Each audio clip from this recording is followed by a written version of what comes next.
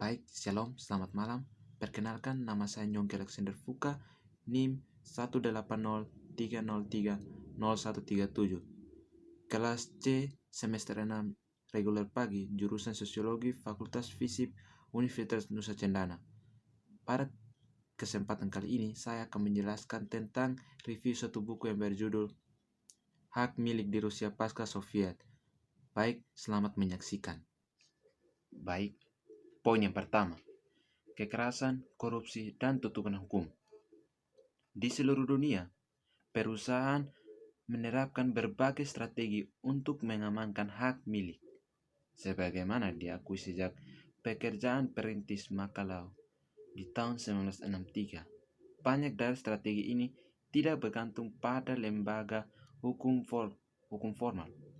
Perusahaan beralih dari ke litigasi atau penegak hukum hanya sebagai pilihan terakhir, lebih memilih alih-alih menyelesaikan konflik atas dasar hukuman pribadi dan norma informal.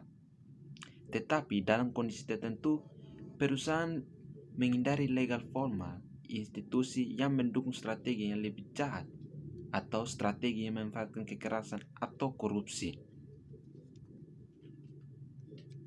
Yang berikut, penawaran dan permintaan kelembagaan. Kapan perusahaan menggunakan kekerasan dan korupsi sebagai pelindungan mafia, rakyat, dan koneksi pemerintahan terlarang untuk mengamankan hak milik? Dan kapan perusahaan malah beralih ke lembaga hukum negara formal seperti itu sebagai pengadilan, lembaga penegak hukum? Ketergantungan perusahaan pada kekerasan dan korupsi melemahkan dan mengoyakkan lembaga hukum formal. Pemanfaatan pengadilan dan hukum oleh perusahaan penegak hukum di sisi lain memperkuat efek lembaga formal, efektivitas, dan relevansi. Akibatnya, strategi yang digunakan perusahaan untuk mengamankan properti memiliki konsekuensi penting bagi supremasi hukum dan bahkan lebih secara luas untuk prospek pembangunan negara dari masyarakat yang ingin berkembang ke lembaga formal yang efektif. Yang berikut, strategi keamanan properti. Upaya perusahaan untuk menyelesaikan konflik berkaitan dengan perolehan aset, melindungi properti, dan menegakkan kontrak. Pembahasan berikut ini mendefinisikan konsep ini, menjelaskan hubungannya dengan konsep serupa lainnya, dan menyajikan tipologi jenis strategi yang berbeda. Kemudian menawarkan penjelasan singkat, gambaran umum evolusi strategi keamanan properti di pasca Soviet Rusia. Konsep keamanan properti yang ditekankan di sini agak lebih luas daripada konsep hak milik yang sering didefinisikan sebagai hak untuk menggunakan, memperoleh pendapatan dari, dan mentransfer aset ke aset lain pemilik. Individu, organisasi, dan komunitas sepanjang sejarah telah menggunakan kekuatan untuk mengakumulasi dan melindungi klaim atas properti.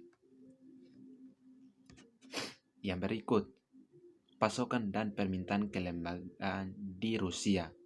Teori permintaan institusional yang diperkenalkan di atas menawarkan umum wawasan tentang hubungan antara kapasitas hukum negara, sisi permintaan kehambatan, efektivitas alternatif lembaga hukum formal, dan strategi keamanan properti perusahaan.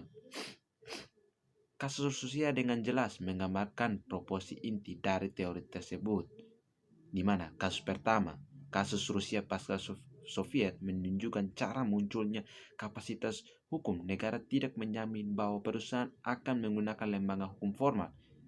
Namun, tak lama setelah runtuhnya Uni Soviet di akhir tahun 1991, pemerintah Rusia yang baru merdeka mendeklarasikan hak perusahaan dan individu untuk membeli, menjual, dan berdagang sesuka hati, yang mana hampir selama 70 tahun pemerintah Soviet telah menjadi kejahatan.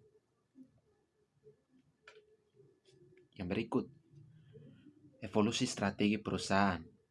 Runtuhnya Uni Soviet pada akhir tahun 1991 mengawali periode yang suram untuk Rusia, di mana dengan PDB turun sekitar 23% selama 2 tahun berikutnya, dan tingkat inflasi tahunan mencapai 18% pada tahun 1993. Dengan sehubungan dengan properti, Rusia mirip dengan beberapa tempat di dunia pada teritorial. Pada tahun 1993, 61 bom meledak di Moskow saat kelompok kriminal bertempur kontrol teritorial. Hanya dalam paruh waktu pertama tahun 1994, 52 bom mengguncang Rusia, ibu kota Siam. Maka itu, kejahatan yang terorganisir merayap hampir semua sektor ekonomi, memeras perusahaan di sisi sambil menawarkan mencari pelindungan properti dan layanan penegakan kontrak. Di sisi lain, transformasi dramatis dalam strategi perusahaan Rusia ini untuk mengembangkan properti menawarkan kesempatan untuk menganalisis fondasi dari permintaan kelembagaan. Untuk meletakkan dasar bagi analisis semacam itu, menyelidiki evolusi ketergantungan strategi keamanan properti selama 2 dekade terakhir ini. Akhirnya, saya memanfaatkan wawancara mendalam dengan pebisnis Rusia, pengacara dan badan keamanan swasta, serta survei asli perusahaan lainnya, di mana dalam wawancara itu, hasil yang saya temukan ialah banyak perusahaan tertentu yang lebih memanfaatkan lembaga-lembaga tertentu untuk melindungi aset properti dan juga keamanan perusahaan mereka sendiri.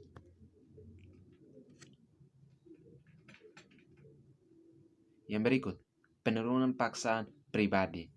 Setelah runtuhnya Soviet, paksaan pribadi mulai dimainkan peran penting dalam strategi keamanan properti perusahaan Rusia. Bisnis orang-orang sering menyelesaikan perselisihan melalui ancaman kekerasan, diberantas pesaing melalui pembunuhan kontrak, mengandalkan perlindungan kriminal rakyat untuk menegakkan kontrak. Padahal, di kebanyakan negara, kejahatan terorganisasi terbatas pada sektor ilegal seperti prostitusi, narkoba, perdagangan senjata, penipuan, pencucian uang, dan lain sebagainya. Banyak perusahaan yang sebelumnya sah Rusia pasca Uni Soviet mengandalkan rakyat perlindungan kriminal untuk menyediakan dana dan fungsi perlindungan mental dan juga adjudikatif, biasanya dipenuhi oleh modern negara bagian.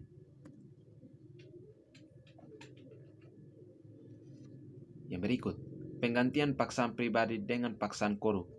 Sebagai perusahaan Rusia berpaling dari paksaan swasta di pertengahan hingga akhir tahun 1990-an. Mereka mulai memanfaatkan sejumlah strategi yang mengandalkan cion, kategori perantaraan dalam kontinum keamanan properti strategi yang disajikan.